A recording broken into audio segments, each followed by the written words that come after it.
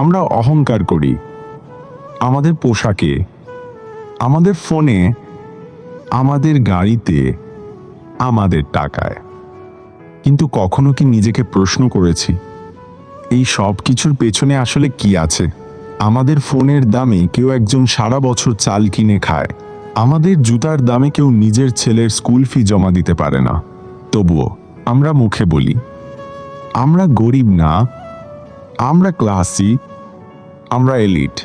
যে মানুষটি আজ হাত পাচ্ছে হয়তো এক সময় তোমার বাবার শিক্ষক ছিলেন। যে ভদ্রলোকটি রিক্সা চালাচ্ছেন হয়তো তার স্বপ্ন ছিল তোমার মতোই বড় কিছু হবার।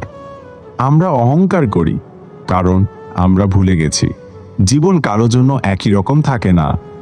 আজ যে নিচে কাল সে উপরে উঠতে পারে, আজ যেটা তোমার কাল সেটাও আর নাও থাকতে পারে। তাই প্রশ্নটা হচ্ছে আমাদের আসলে অহংকার করার আছে কি? আমরা কি এমন কিছু অর্জন করেছি যা একমাত্র আমরাই পেয়েছি আর কেউ না? আমরা কি কখনো কাউকে বিনা স্বার্থে সাহায্য করেছি? আমরা কি কাউকে ক্ষমা করেছি, ভালোবেসেছি, সত্যকে আঁকড়ে ধরেছি? আমরা যদি সত্যিকারের কিছু অর্জন করতে চাই তাহলে আমাদের অহংকার নয়, মানবতা শেখা উচিত। যে জীবন শেষ হয়ে যাবে একদিন, তাতে অহংকার রেখে লাভ কি? আজ থেকে ভাবুন আমাদের অহংকার করার আসলে কিছু আছে কি, নাকি আমরা শুধু সময়ের ভুল বোঝাবুঝিতে বাঁচছি?